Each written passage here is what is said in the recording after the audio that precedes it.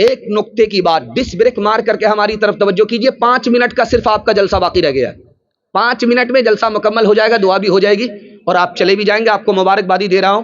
یہ پہلا جلسہ ہے کہ اتنی بیداری کے ساتھ اتنے وقت میں اتنے سارے مقرر کو سننے کے بعد بھی زندہ ہے. دل سے دعا کرتا ہوں اللہ آپ کے ضمیر کو زندہ فرمائے. دھیان سے سنیے گا. موتی ہوتا ہے سونا سے بھی بڑھ کر کے, چاندی سے بھی بڑھ کر کے.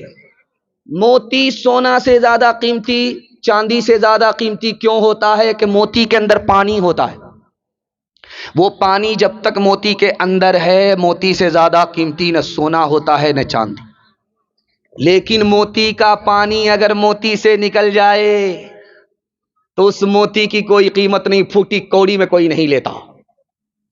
عورت کے اندر جب حیا ہوتی ہے تو دنیا کی سب سے بڑی دولت ہوتی ہے. عورت کے مقابلے میں دنیا کی کوئی دولت نہیں ہو سکتی. اور جیسے موتی کا پانی موتی سے نکل گیا, عورت کے اندر سے حیا اور شرم نکل گئی, تو دنیا کی کوئی قیمت نہیں ہوتی, اس کی دنیا میں کوئی قیمت نہیں ہوتی. دنیا کی سب سے بڑی مصیبت ہوتی ہے. مجمع بیٹھا ہے مردوں کا, سونا پہن نہیں سکتے, انگوٹھی زیور پہن نہیں سکتے, سونے کے ہار سونے کا پہن نہیں سکتے. عورت پہن سکتی ہے, لیکن بہت ساری عورت سونا پہننے کے بعد بھی عذاب اٹھا رہی ہے. سونا تو پہنا ہے 35-40 ہزار کا, لیکن زکوٰۃ نہیں دے رہی ہے. سونا پہننے پر بھی عذاب ہوگا.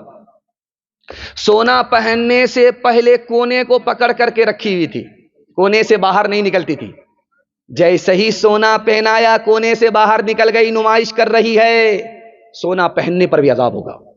سونا پہننے سے پہلے سر جھکا کر کے چلتی تھی, جیسے ہی سونا پہنایا اب سر اٹھا کر کے چل رہی ہے. ایسا لگ رہا کہ جبریل کو دیکھ رہی ہے, آسمان سے وہی لے کر کے آ رہا.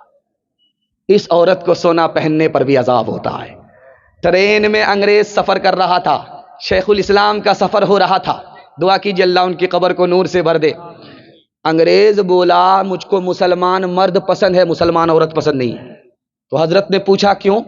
کہا اس لیے جیسے کہ کفن میں مردہ لپٹا ہوا ہوتا ہے, برقعے میں عورت لپٹی ہوئی ہوتی ہے, مسلمان عورت مجھ کو پسند نہیں. حضرت نے کوئی جواب نہیں دیا. چاقو نکالا, دوسری جیب سے نیبو نکالا, نیبو کو کاٹا اور اس کا رس نکال کر کے شربت بنایا.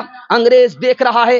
جب پینے لگے تو کہا میں تو اپنا شربت پی رہا ہوں, اور نیبو کٹنے کی وجہ سے آپ کے منہ میں جو پانی آیا, شربت آیا, وہ آپ پی جائیں.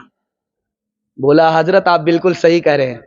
جب نیمبو کٹتا ہے سامنے دیکھنے والا دیکھتا ہے تو اس کے منہ میں پانی آ جاتا. حضرت نے موقع کا چوکا مارا کہ جس طرح بے پردہ عورت پردے سے باہر, آپے سے باہر سڑک پر آتی ہے, جس طرح نیمبو کٹتا ہے لوگوں کے منہ میں پانی آتا ہے, جب بے پردہ عورت سڑک پر آتی ہے تو آوارہ لوگوں کے منہ میں پانی آ جاتا. اس لیے ہم اپنی عورت کی آبرو کی حفاظت کے لیے اس کو پردے کے اندر رکھتے ہیں, پردے سے باہر نہیں رکھتے.